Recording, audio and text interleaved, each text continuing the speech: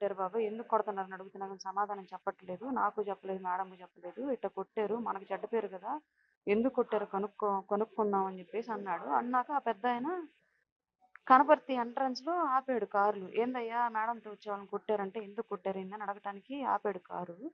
ముందు కారులో ఉన్నోళ్ళు కాదు కొట్టింది. ఆ కారులో ఉన్నోళ్ళని ఆయనకి తెలియక ఆ కారులో ఉన్నోళ్ళని అడుగుతుంటే వాళ్ళు మేం కాదు కొట్టినోళ్ళు వేరే మమ్మల్ని అడుగుతున్నారు ఏంటి అని చెప్పేసి మాట్లాడుతా ఉన్నారు. మాట్లాడుతూ ఉండగానే వెనక నుంచి వీళ్ళు మళ్ళీ వచ్చేసారు. అందరూ కారు దిగి ఎవరైతే ఆ అబ్బాయి మీద దాడి చేశారో ఆరెగి శివ, షాలు కొట్టింది ఫస్ట్ ఆ అబ్బాయిని. ఆళ్ళిద్దరూ పిల్లి రాజేషు, ముత్యాల కళ్యాణు, చిట్టెం ప్రసాదు, చనపతి రాంబాబు వీళ్ళంతా వచ్చారు. ఒక్కసారిగా వచ్చి ఆళ్ళ మీదకి చేయి చేసుకున్నారు. ఏంటి మమ్మల్ని ఆపి అడుగుతున్నారు. కొడతాం మీకెందుకు అని చెప్పేసి ఆళ్ళ మీద దాడి చేశారు. ఆళ్ళ మీద ఇట్లా గొడవ జరుగుతుంది.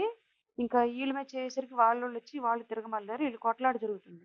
కొట్లాట జరుగుతా ఆ పెద్దాయన తలపాగలు కొట్టారు. కర్ర తీసుకొని జెండా కర్ర పెద్ద కర్ర తీసుకొని ఎవరైతే ఆపారో పెద్దాయన ఆ పెద్దాయన తలపాగలు కొట్టారు.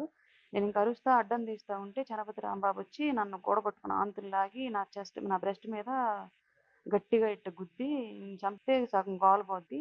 జిల్లాలో నీ వల్లే జరుగుతుంది. నీ జిల్లా రాజకీయం అంతా పైకి పంపిస్తుంది నువ్వే అని ఇంక కొంచెం లంబూతులు అంతా చండాలంగా తిట్టాడు. ఈ అమ్మ అది బూతులంతా తిట్టాడు.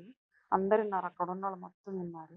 ఆయన కొట్టిన దెబ్బకి గుండెలో నొప్పి వచ్చి నేను సైడ్ అట్లాగా ఇంకా వాలిపోతూ ఉంటే నొప్పి తట్టుకోలేక ఇంక వీళ్ళు గబగబా కారులో ఎక్కించారు నన్ను. కారులో ఎక్కించినాక కూడా నా కారు చుట్టూ వీరంగం వేస్తా తిరిగాడు చనపతి రాంబాబు. నువ్వు దిగవే బయట నీ సంగతి తేల్చుకుంటాను మేము అసలు. నీకేం పని? పార్టీలు నువ్వెవరు అని చెప్పేసి ఇష్టం వచ్చినట్టు మాట్లాడతా కారు చుట్టూ గందరగోళం చేశాడు. వీళ్ళకి నన్ను దించకుండా డైరెక్ట్ ఇంక హాస్పిటల్కి తీసుకొచ్చారు. నన్ను తల పగలగొట్టిన ఆయన పెద్ద ఆయన ఎవరైతే ఉన్నారో ఆయన్ని అబ్బాయిని తీసుకొని వచ్చారు కారు ఎక్కించుకొని. అది జరిగింది. చెప్పానండి పార్టీ అధిష్టానానికి హరిప్రసాద్ గారు మీడియా హెడ్ హరిప్రసాద్ గారికి చెప్పాను. అలాగే conflict management committee Ajay Kumar గారికి చెప్పాను. ఇద్దరు కళ్యాణ్ గారి దృష్టిలో పెట్టాము. రేపు మాట్లాడతాం ఈ విషయం గురించి. మీరు లీగల్గా వెళ్ళండి. మీ మీద చేయి చేసుకోవడం తప్పు. మీకు న్యాయం జరిగేలాగా మేము చూస్తామని చెప్పి